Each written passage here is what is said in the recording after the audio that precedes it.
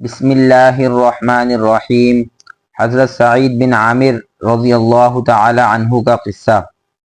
سعید بن عامر اجل اشترى الآخرة بالدنیا وآثر اللہ ورسولہ علی سواہما۔ ترجمہ: سعید بن عامر رضی اللہ عنہ نے دنیاوی عیش و عشرت کے عوض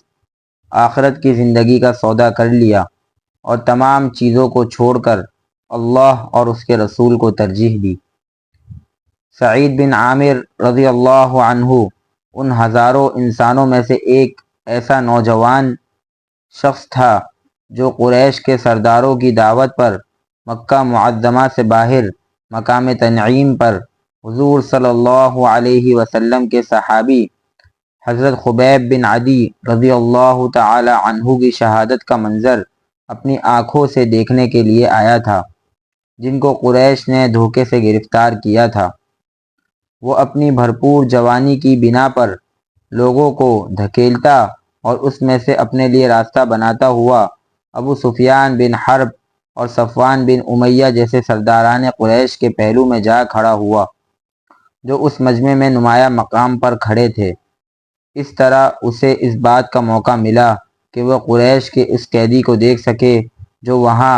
ہتھکڑیوں اور زنجیروں میں قید کر کے لایا گیا تھا۔ اس قیدی کو قریش کی عورتیں اور بچے اور جوان دھکیلتے ہوئے موت کے میدان کی طرف لا رہے تھے تاکہ اسے قتل کر کے رسول اللہ صلی اللہ علیہ وسلم سے انتقام لے سکیں اور جنگ بدر میں مارے جانے والے اپنے رشتہ داروں کا بدلہ چکا سکیں۔ حضرت خبیب رضی اللہ تعالی عنہ کی شہادت کا منظر۔ جب یہ لوگ اپنے قیدی کو لیے ہوئے اس جگہ پر پہنچ گئے جو اس کی شہادت کے لیے بنائی گئی تھی، تو لمبے قد والا نوجوان سعید بن عامر ایک جگہ رک کر لوگوں کے درمیان سے حضرت خبیب رضی اللہ تعالی عنہ کو دیکھنے لگا۔ اس نے دیکھا کہ حضرت خبیب رضی اللہ تعالی عنہ کو پھانسی کے تختے کی طرف لے جایا جا رہا ہے۔ اس نے عورتوں اور بچوں کی چیخ و پکار اور شور کے درمیان سے ابھرتی ہوئی حضرت خبیب رضی اللہ تعالی عنہ کی وہ پرسکون آواز سنی جس میں انہوں نے فرمایا: ان شئتم ان تترکونی ارکع رکعتین قبل مصرعی۔ ترجمہ: اگر تم لوگ چاہو تو قتل سے پہلے مجھے اتنی مہلت دے دو کہ میں 2 رکعت نماز پڑھ لوں، تو انہوں نے ان کو مہلت دے دی۔ سعید نے دیکھا کہ حضرت خبیب بن عدی رضی اللہ تعالی عنہ نے قبلہ رو ہو کر 2 رکعتیں پڑھیں۔ آہ، کیسی حسین اور کتنی مکمل تھیں وہ 2 رکعتیں۔ پھر اس نے دیکھا کہ حضرت خبیب رضی اللہ تعالی عنہ قوم کے سرداروں کی طرف منہ کر کے کہہ رہے ہیں: واللہ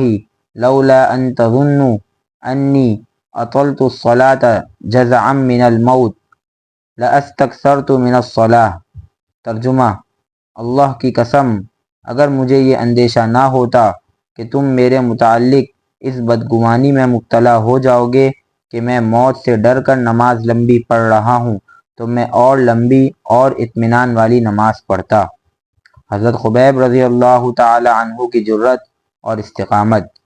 پھر سعید بن عامر نے اپنی قوم کے لوگوں کو دیکھا کہ وہ زندہ ہی حضرت خبیب رضی اللہ تعالی عنہ کا مسئلہ کر رہے ہیں، یعنی ان کے جسم کے اعضاء کو ایک ایک کر کے کاٹ رہے ہیں، اور ساتھ ہی ساتھ یہ بھی کہہ رہے ہیں: اتحب ان یکون محمد مکانک وانت ناج۔ ترجمہ: کیا تم یہ بات پسند کرو گے کہ اس وقت محمد صلی اللہ علیہ وسلم تمہاری جگہ یہاں ہوتے اور تم اس تکلیف سے نجات پا جاتے؟ تو حضرت خبیب رضی اللہ تعالی عنہ نے جبکہ ان کے جسم سے بہت زیادہ خون بہہ رہا تھا یہ جواب دیا: واللہ ما احب ان اکون آمنا وادعا فی اہلی وولدی وان محمدا یؤخذ بشوکہ۔ ترجمہ: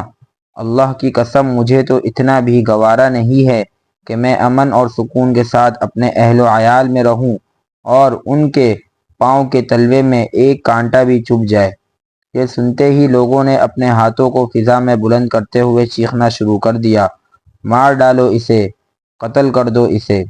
پھر سعید بن عامر کی آنکھوں نے یہ منظر بھی دیکھا کہ حضرت خبیب رضی اللہ تعالی عنہ نے اپنی نظریں آسمان کی طرف اٹھاتے ہوئے کہا اللہم احصہم عددا وقتلہم بددا ولا تغادر منہم احدا۔ ترجمہ: اے اللہ انہیں ایک ایک کر کے گن، انہیں تباہی کا مزہ چکھا اور ان میں سے کسی کو بھی نہ چھوڑ۔ پھر انہوں نے آخری سانس لیا اور شہید ہو گئے۔ اس وقت ان کے جسم پر تلوار اور نیزوں کے بے شمار زخم تھے۔ سعید بن عامر رضی اللہ عنہ کے مسلمان ہونے کا سبب۔ اس کے بعد قریش مکہ مکرمہ لوٹ آئے اور بڑے بڑے واقعات حادثات کو دیکھ کر حضرت خبیب رضی اللہ تعالی عنہ اور ان کی شہادت کے واقعے کو بھلا بیٹھے، لیکن نوجوان سعید بن عامر حضرت خبیب رضی اللہ تعالی عنہ کی مظلومیت اور ان کے دردناک قتل کے اس تکلیف دہ منظر کو اپنے ذہن سے ایک لمحے کے لیے بھی نہ بھلا سکا۔ وہ سوتا تو خواب میں ان کو دیکھتا، جاگتے میں اپنے خیالات میں ان کو موجود پاتا۔